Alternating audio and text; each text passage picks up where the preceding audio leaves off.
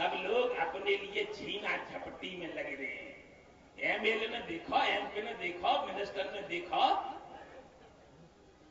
जिनके पान पन्ही नाई तिन घर नौबत बाजी। एमएलए है जाए, एमपी है जाए, फिर नहीं रुकता। दूसरी बात, किसान देवता और मजदूर साथियों, जब हम रहे 15-16 दिन जंतर मंतर पे, तो दिमाग में तमाम खुरापात आई। हमने सोचा जिनको हमने जिताया है, जिनको देश के किसान मजदूर 80% में जिता के केंद्र सरकार में भेजा है, वो हम उनके सामने गिड़गिड़ाते हैं और वो जीत गए, हार जाए तब भी पेंशन पाते हैं, प्रजातंत्र है, अपने आप कानून बना लेते हैं और भारत के मतदाता को तरफ देखते भी नहीं है। इसलिए मांग की है कि पूरे किसानों को, मजदूरों को 60 साल की उम्र पूरी करने के बाद, क्योंकि उसने देश के लिए काम किया है, अपना खून पसीना बहाया है और आपके देश को सुरक्षित रखने के लिए, पूरे देश को खाद्यान्न उपलब्ध कराने के लिए जिम्मेदारी ली है 60 वर्ष तक। अब बुढ़ा हो गया है तो प्रजातंत्र में केंद्र सरकार की जिम्मेदारी बनती है कि कम से कम आज की तारीख में 3000 रुपया महीना उसको जीवन भत्ता दिया जाए।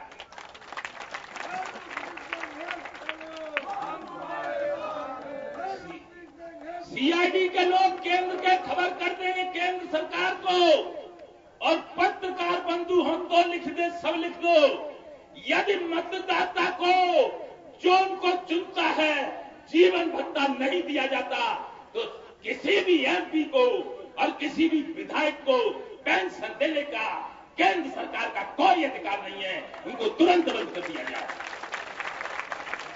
जीत जाए तो दुनिया की गाड़ी, घोड़ा, टैक्सी और कोठी, सबरा भत्ता, पेंशन सब ले, और फिर हाथ जाए तो पेंशन ले। कोई तरीका है? कोई तरीका नहीं है। कोई बात ऐसी नहीं है, तर्क की बात है सब। ऐसे तो किसान का ना होता है, कुछ भी कह सकता है, लेकिन नहीं मांग रहे उनकी कुर्सी।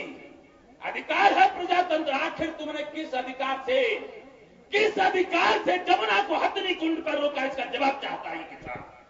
कौन सा अधिकार था आपका? हरियाणा में थी, इसलिए जवाब दो। दूसरी बात, कौन से कानून से आजीवन आपने जीतने के बाद विधायकों की और सांसदों की पेंशन लागू कर दी? बताओ। देश का मतदाता, देश का किसान आपसे जवाब चाहता है। किसान बुढ़ा हो जाए, उसको रोटी न मिले, क्या देश में नहीं रहता? सरकार नहीं देश में, देश का राजा है, उसको व्यवस्था करनी चाहिए। और नहीं कर रहा तो उसको पद त्याग देना चाहिए। इसलिए बहादुर साथियों, जमुना आंदोलन इस देश की राजनीति में जो प्रदूषण हो गया है उसको भी दूर करेगा। राजनीति, जमुना का शुद्धिकरण और साथ साथ में हो जाएगा राजनीति का शुद्धिकरण। भानु भैया तुम संघर्ष करो, भानु भैया संघर्ष करो। संगठन बनाने नौजवान सुन ले, जो अच्छा काम करेगा वो विधायक और सांसद होगा। बेईमानों को इस भारतवर्ष की राजनीति करने का कोई अधिकार नहीं होगा। ये देश की जनता का ऐलान है। भानु भैया संघर्ष करो, हम तुम्हारे साथ हैं। हमारे मथुरा के साथी ने भी कहा है, हाईवे पर जमीन ले ली गई है, जो जमीन हाईवे के लिए ली गई है उसका मुआवजा नहीं दिया गया है, उस मुआवजे की पूरी लड़ाई लड़ी जाएगी। किसानों की कोई समस्या नहीं छोड़ी जाएगी। और देखिए, केंद्र सरकार, हमने कहा राक्षसी प्रवृत्ति, आप लोग कह रहे होंगे एडवांस में बोलते हैं, लेकिन नहीं, रामदेव बाबा को 2 दिन में बेइज्जत किया। महाराज थे, महात्मा थे, रामलीला मैदान में थे, रामलीला मैदान में अपनी रामलीला कर रहे थे, इनको क्या लेना देना था, लेकिन भगा दिया महाराज। अन्ना हजारे ने भ्रष्टाचार की बात करी। अरे हम कह रहे तुम ईमानदार हो तो जो कुछ कहे तैसे ही मान लो। अन्ना हजारे कह रहे थे हम ऐसे तरीका का लोक बिल पास करवाना चाहते हैं, कोई बेईमानी न कर पावे, तो हमें यदि ईमानदार है, प्रधानमंत्री भारत के ईमानदार हैं या केंद्र सरकार ईमानदार है, तो जो वैसे कहें वैसे मान लो हम तो ईमानदार है, लेकिन बेईमानी कैसे की जाए ये उसमें छुपा रहना चाहिए। इसलिए अन्ना हजारे को भी गिरफ्तार कर लिया। और जब अन्ना हजारे भ्रष्टाचार के खिलाफ देश खड़ा है, भ्रष्टाचार के खिलाफ बाबा खड़े हैं, हम सब एक ही बात है, पहले जमुना में भ्रष्टाचार हुआ है, 2000 करोड़ रुपया जमुना सफाई के लिए केंद्र सरकार ने खर्च कर दिया। कहूं 2 पैसा ना दिखत, हमें तो इलाहाबाद से दिल्ली तक देखिए जगह कहां 2 पैसा लगेगा। तो उसका भी ये किसान, सब लोग, एक अधिकारी कह रहे थे क्या भारतीय किसान यूनियन ने सारी समस्याओं का समाधान करने का ठेका ले लिया है। हमने कहा ठेका नहीं ले लिया मुन्ना बाबू, ये भारत का किसान देश का मालिक है। सरकार में बैठे लोग बेईमान हो जाए, आधी बेईमानी विपक्ष को दे दी जाए तो वो भी दल में दल मिलाने लगेगा। संसद और विपक्ष दोनों बेईमान हो जाएंगे तो फिर इसका इंतजाम कौन करेगा। देश का मालिक किसान जब हाथ में सोटा उठाएगा और वो संसद के घेराव के लिए चलेगा तो सब ठीक हो जाएगा। पूजनीय महाराज जी के आशीर्वाद से एक योजना हमने और बनाई है। दिल्ली माननीय जयकिशन दास महाराज जी जो हमारे रथ हाँकते हैं अगुआ, एक बात योजना ये है, 1 मिनट धन्यवाद जी, योजना ये है कि हर गांव, हर ब्लॉक और हर जिला और जो मैंने प्रदेश के में संगठन बना लो और संगठन बना के एक दिन राष्ट्रीय लेवल पर मान मंदिर बरसाने बैठ के तारीख तय कर दी जाएगी कि भारत की सरकार के खिलाफ पूरे देश को जाम कर दो, अपने अपने घर से निकल के रोड पर बैठ जाओ, दिल्ली जाने में समय खर्च होगा, क्या मतलब बैठ जाओ, महिला पुरुष सब जाम कर दो, उत्तर प्रदेश, बिहार, पंजाब, हरियाणा, मध्य प्रदेश, दिल्ली, उत्तराखंड, इतने प्रदेशों को एक साथ जाम कर दो, सड़क पे आ जाओ सब लोग, सड़क पे सीआईडी रिपोर्ट देगी, विश्व का मीडिया बोलेगा और संयुक्त राष्ट्र संघ बोलेगा कि भारत के लोगों ने केंद्र सरकार के खिलाफ पूरा सड़क पे उतर गया है। तो यह पैसा खर्चना हमने तुम्हारी भैंसी आसानी देव सड़क पे आ गया, बताओ क्या खर्च हो जाएगा। कोई खर्च नहीं होगा, लेकिन एक बार इस देश को जमुना बचाओ अभियान की तहत जाम करना पड़ेगा।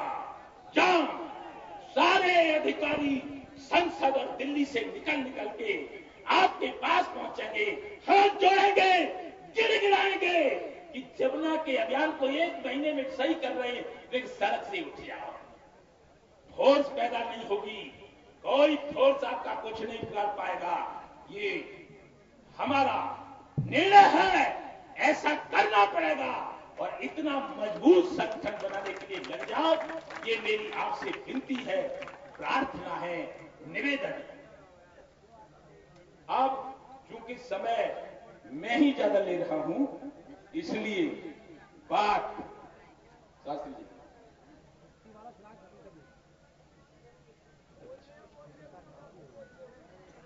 पूजनीय जयकिशन दास महाराज का आदेश है। क्या हो गया? नहीं, कोई मत खड़े हो। आदेश है कि ऐसे अन्याय जो हो रहे हैं थोड़ा आपको इशारा हो जाएगा, आप भी समझाएंगे। अन्याय हमेशा हुए, अन्याय हमेशा हुए हैं। द्वापर युग में एक अन्याय हुआ था, मामा शकुनी की सहायता से युधिष्ठिर महाराज जो धर्मराज कहे जाते थे, दुर्योधन और धर्मराज का शकुनी ने जुआ करवा दिया था। जुआ ने उनके राजपाट वो मुकुट वगैरह सेना फौज पलटन रथ घोड़ा सब हरा दिया। उसके बाद शकुनी जी, मैं तो कहूंगा क्या थे, अब पुराना बात है, नहीं कहना चाहिए, उन्होंने चालाकी चतुराई से कहा करके लगा दो द्रौपदी को दांव पे। धर्मराज युधिष्ठिर भी कर गई चूक, चूक नहीं करनी चाहिए कभी। धर्मराज जैसे युधिष्ठिर महाराज द्रौपदी को दांव पे लगा दिया जुआ में, और उनको तो चालाकी थी, डाला आ गई, हार गई। तो फिर दुष्टों ने यह कहा कि हार गई तो दुर्योधन कहता है द्रौपदी हमारी है, दुशासन इसको नंगा कर। पूरे समाज में पांडव बैठे हैं, भीष्म पितामह कर्ण कृपाचार्य द्रोणाचार्य अश्वत्थामा आदि आदि महारथी बैठे हैं। मां उनको नंगा करने का जैसे जमुना को नंगा कर दिया और आप लोग बैठ ही रहे, नंगा कर दिया। ऐसे ही द्रौपदी को नंगा करने का ऐलान होता है। तो फिर द्रौपदी ने कहा धर्मराज ये क्या हो रहा है, बचाओ मेरी लाज। लेकिन हार गए थे, जुआ में गर्दन झुका गए। अर्जुन से कहा अर्जुन आपकी पत्नी का अपमान, कहां गया तुम्हारा गंभीर, भीम कहां गई तेरी गदा, फोड़ दे दुशासन को। लेकिन युधिष्ठिर महाराज की तरफ देखकर अनुशासन था, इसको तो आपको मानना पड़ेगा, अनुशासन था। आज तो ऐसा होता था ले डंडा ठोक देता, तेरी ऐसी तैसी मारे तेरी ज्यादा। लेकिन अनुशासन में बैठे रहे चुपचाप। तो द्रौपदी ने सोचा ये तो हार गए हैं, लेकिन जीतने वालों से निवेदन कर लूं। उन्होंने कहा बाबा भीष्म, पितामह भीष्म, आपकी बहू का अपमान समाज में हो रहा है, समझा दो। नहीं सुना, सबसे भी निवेदन किया, किसी ने नहीं सुना। तो द्रौपदी के मन में आया अब कोई नहीं सुनेगा, अब तो कन्हैया सुनेगा, कृष्ण सुनेंगे। तो फिर करुण पुकार लगाई द्रौपदी ने। कैसे? सब लोग करोगे ना, सब लोग गाएंगे। तो श्री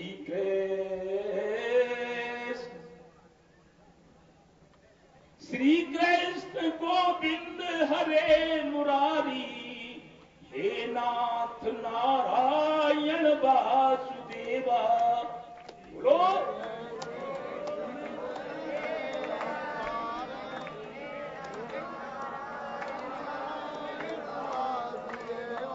श्री कृष्ण गोविंद हरे मुरारी, हे नाथ नारायण वासुदेवा। श्री कृष्ण गोविंद हरे मुरारी, हे नाथ नारायण वासुदेवा। श्री कृष्ण गोविंद हरे मुरारी, हे नाथ नारायण वासुदेवा। जय जय श्री राधे। 3 बार कहने पे ही मिनटों में पुकार सुन ली थी, नहीं तो 1 सेकंड में गड़बड़ हो जाता मामला। तो फिर क्या हुआ, इतिहास गवाह है। देखने वाले लोग अचंभित हो गए थे कि सारी बीच नारी है कि नारी बीच सारी है, और सारी की नारी है कि नारी की सारी है। हजारों गज चीर बढ़ गया, नहीं खिंचा, दुशासन हार गया। ऐसे ही जो जमुना को अपमानित किया है, आपका दायित्व बनता है कि जिसने इनको गंदा किया है, जिसने प्रदूषित किया है, उसके खिलाफ संघर्ष करना होगा। ये राजतंत्र नहीं है, बंदूक नहीं चलेगी, तलवार नहीं चलेगी, संख्या बल पे आपकी लड़ाई जीती जाएगी। इसलिए पूरे देश को जाम करना होगा, सड़कों पर निकलना होगा, पूजनीय रमेश बाबा जी महाराज का आदेश पालन करना होगा। गांव गांव में हर कीर्तन करना होगा। समस्त धर्मों के लोगों से निवेदन है, कोई नास्तिक न रहे।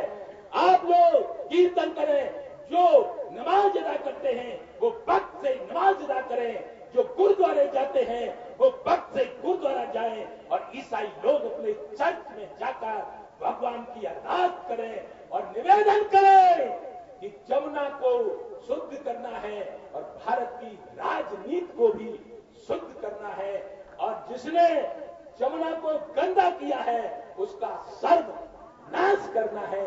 जय जय श्री राधे। कुछ नहीं साहब, एक बार इतनी जोर से, एक बार ये उमेश मलिक भारतीय किसान मजदूर संयुक्त मोर्चे के राष्ट्रीय प्रवक्ता, स्वागत है आपका बार बार। श्यामपाल सिंह चेयरमैन राष्ट्रीय सदस्य भारतीय किसान मजदूर संयुक्त मोर्चा, चौधरी राजेंद्र सिंह जी मलिक खाप के चौधरी बाबा हरकिशन के बेटे, जो मलिक खाप के चौधरी थे बाबा हरकिशन जी मुजफ्फरनगर के, उनके बेटा हैं, आपको समर्थन देने आए हैं। इन्होंने भारतीय किसान मजदूर संयुक्त मोर्चा बनाया था, जिसके अध्यक्ष राष्ट्रीय अध्यक्ष चौधरी ऊधम सिंह जी हमसे रथ यात्रा में मुलाकात की थी और फिर हमारे साथ मुजफ्फरनगर के 44 किलोमीटर तक यात्रा में साथ रहे थे और हरिद्वार में पहुंचे थे। और आज भी उन्होंने सुना कि जमुना की लड़ाई चल रही है तो यहां भी कल ही आ गए थे चौधरी धर्मवीर सिंह काकरान मुजफ्फरनगर। ये सब लोग आपके समर्थन में आए हैं, हमारे समर्थन में वो हैं और उनके समर्थन में हम हैं। सबके लिए बार बार स्वागत है, अभिनंदन है। और एक बार इतनी जोर से राधा रानी का नारा लगाइए कि कम से कम आवाज संसद भवन के प्रधानमंत्री हाथ तक पहुंच जाए। सब लोग नहीं सुन रहे हो? सब लोग सुन रहे हो तो इतनी दूर से दिल्ली आवाज पहुंचे। जय जय श्री राधे, जय जय श्री राधे। पूजनीय महाराज जी के चरणों में नमस्कार करके बात खत्म हो।